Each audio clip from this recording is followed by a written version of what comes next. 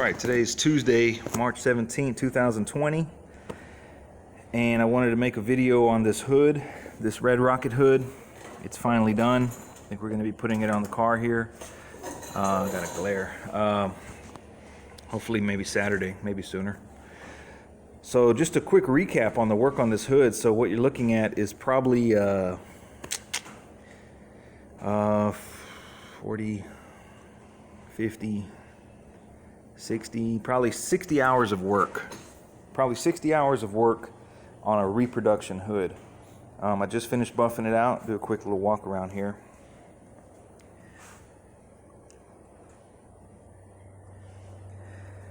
So he bought this hood, which you guys seen the videos. We painted it. We painted the underside first. Bought it, you know, it's rust free. It's reproduction. Painted the underside first without really looking at the hood. And then when we flipped it over to start on the bodywork on the top side, this area right here and this area right here needed to be beat down. So he beat those down, blocked it, I don't know how many times, had to put filler on it. Way more filler than a reproduction panel should need, or a new panel I should say. So then we sprayed it. I believe it was 3 or 4 coats of red and then 4 coats of the high solid clear. Let it sit for a while, and then being that it's such a big hood, like 20 square feet at least, we had some trash land on it because we're not using an exact booth. So we had a lot of nibs, a lot of dirt. So we started cutting it with 1,000, 1,200, 1,500, 2,000, 3,000. And I know I was watching a video of a guy off the SPI website. I think his name is Chris. When I wet sand, now this is just my process. When I wet sand, I don't use a bucket. I have designated blocks that I use for wet sanding. It's not the same blocks I use for body work. They are the same, but I don't mix and match. And I use a spray bottle full of soap and water, more water and less soap. And that's how I wet sand. I don't like to use a bucket because the bucket can have contaminants. And you never want to mix your grits in the bucket, so you don't want to have your 3,000 grit in the same water that your 1,000 grit was in, because it's going to pick up contaminants and you're going to be working against yourself. So I think when you're cutting and buffing, or cutting at least, I think the most important stage is probably the 1,200, because you want to remove the 1,000 grit scratches.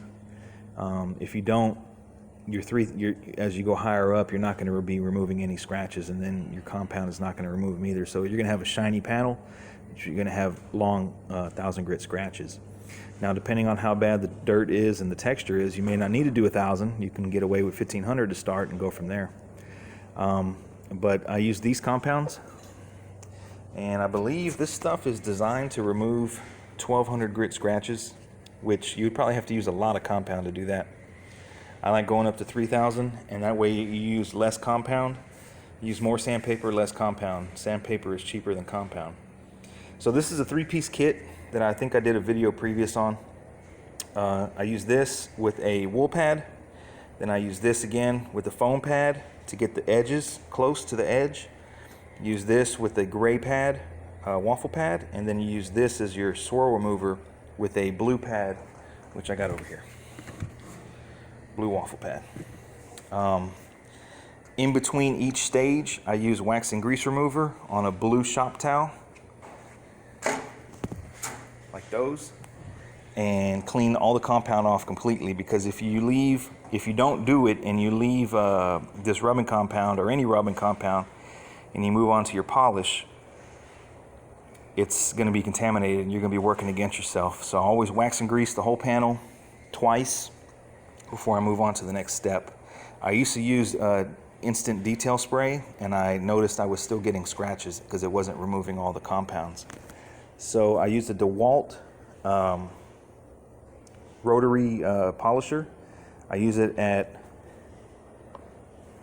1,600 RPM. That's for all steps. This stuff right here is really good stuff, really good swirl remover. But when you're using this stuff, you have to know that it's not going to disappear. It's going to haze, and then you have to go back with a microfiber and wipe it off. Only use microfibers. Don't use old socks. Don't use old t-shirts, anything like that. But that's what it took to get this hood the way it looks. A lot of wet sanding, a lot of hours went into this thing, but it should be pretty good. It should have at least a solid 2 coats of clear left on it of high solid, maybe 3. We put it on heavy, used the Iwata LPH 400, and really slammed it on. But just another quick walk around.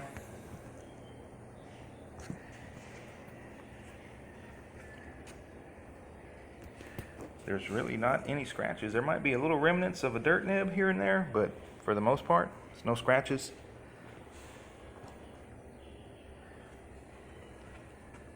And overall buffing this thing on the actual buffer, I think maybe took an hour and a half to 2 hours. So that's my advice to Chris about cut and buffing. I've done a lot of cut and buffing, and it took me a few years to be able to get to this stage. I was working against myself. I didn't know if I needed wool pad, foam pad, what compounds, what steps, and I finally got a recipe that works. Some guys use the chemical guys, some guys use the DA to polish. Me personally, I learned on the Dewalt. I've burnt through on the Dewalt, and I know how to not burn through. So guys, hope you enjoyed the video here. I think the rocket's going to be coming back here to the shop this weekend. We're going to be doing the hard lines in the trunk. We're going to be buffing the fenders, putting the hood on, getting ready to start on the hydraulics, probably paint the batteries. Just a lot more action coming. Need to start wet sanding and buffing the hood on the 61. So we got a lot of work ahead of us. So I hope you guys stay tuned, and thanks for watching.